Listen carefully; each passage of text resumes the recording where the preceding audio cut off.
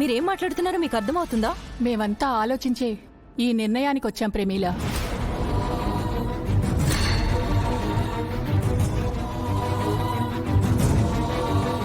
నిజానికి ఇప్పటికే చాలా ఆలస్యమైందమ్మా. మీవి నిర్ణయాన్ని ఎప్పుడూ తీసుకోవాల్సింది. ఆపండి.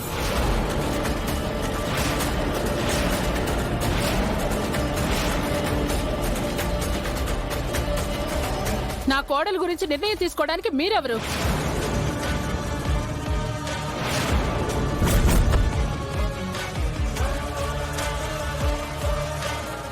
తల్లిదండ్రులు అంటారా?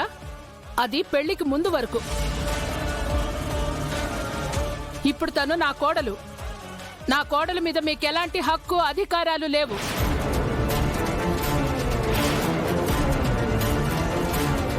శకుంతల, ఆవేశపడకు. వాళ్ళు ఏం చెప్పాలనుకుంటున్నారో చెప్పని.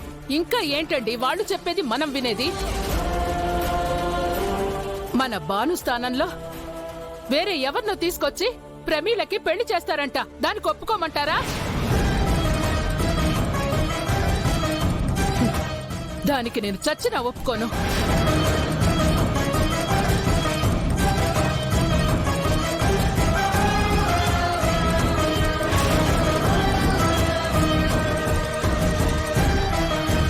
మీరు అత్తగారి స్థానంలో కాకుండా ఒక తల్లిగా ఆలోచించండి.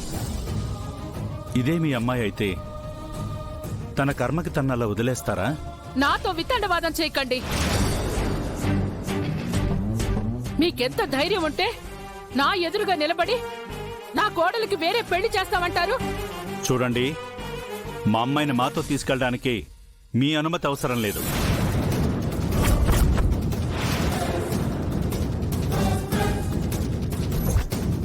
ప్రమీల, రావెడదాం. నాన్న, మీరిలా చేయడం కరెక్ట్ కాదు. అమ్మా, నువ్వైనా నాన్నకి చెప్పమ్మా. ఇంక నేనెవరు చెప్పినా వినను. మీకిచ్చిన మర్యాద చాలు. అంతే మర్యాదగా బయటికి పోండి.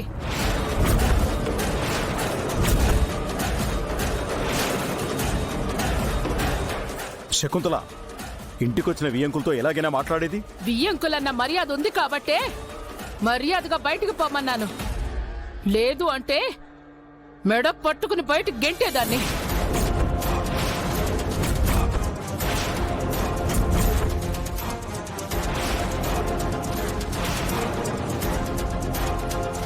మీరు ఎంత అవమానించాక ఇంకా మీతో మాటలేంటి? ప్రమీల, రావెడదాం.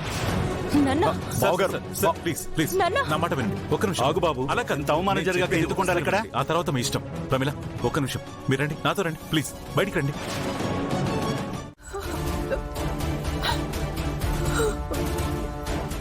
ప్రమీల, చేసిందంతా చేసి ఎందుకు ఈ నంగరాజు కన్నీళ్లు?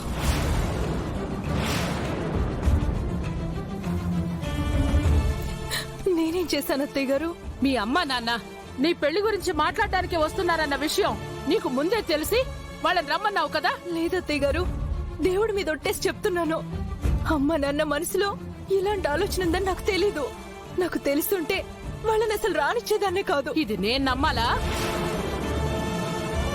నువ్వు గడప దాటి బయటికెళ్ళటం మొదలు పెట్టినప్పుడే ఇలాంటిదేదో జరుగుతుందని అనుమానం వచ్చింది. అదే నిజమైంది.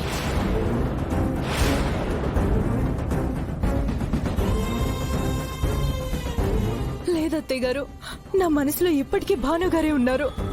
ఆయన స్థానంలో నేను వేరే ఎవరిని ఊహించుకోలేను. నోర్మయ్!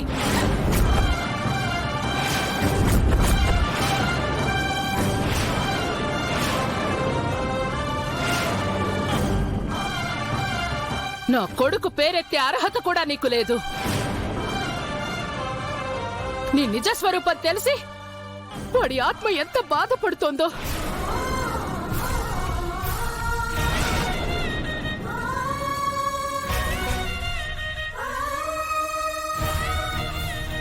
నీ భర్తకి నువ్వు చేస్తున్న అన్యాయం ఆ దేవుడు కూడా క్షమించడు.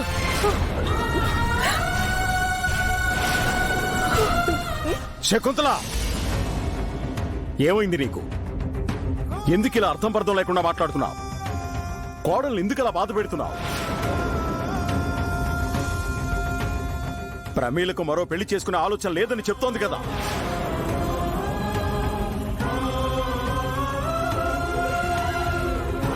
తల్లిదండ్రులుగా తమ బిడ్డ ఒంటరిగా ఉండకూడదని వాళ్ళు ఆలోచించారు. అందులో తప్పే ఉంది. ఇదిగో మీరు ఇలా సపోర్ట్ చేస్తున్నారన్న ధైర్యంతో వాళ్ళని రమ్మని ఉంటుంది.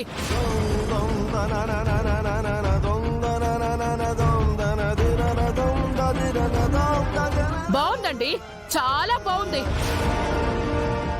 వాళ్ళ బావగారేమో ఇల్లు వదిలి బయటికి వెళ్లి బిజినెస్లు చేస్తూ స్వేచ్ఛగా బతకమని ఎంకరేజ్ చేస్తారు. మీరేమో ఇంకో పెళ్లి చేయడానికి కూడా సిద్ధపడుతున్నారు.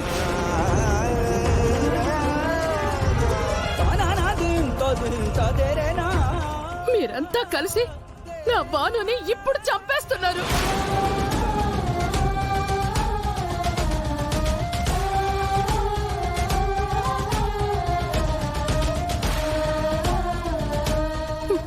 వాడి జ్ఞాపకాలు లేకుండా చేస్తున్నారు.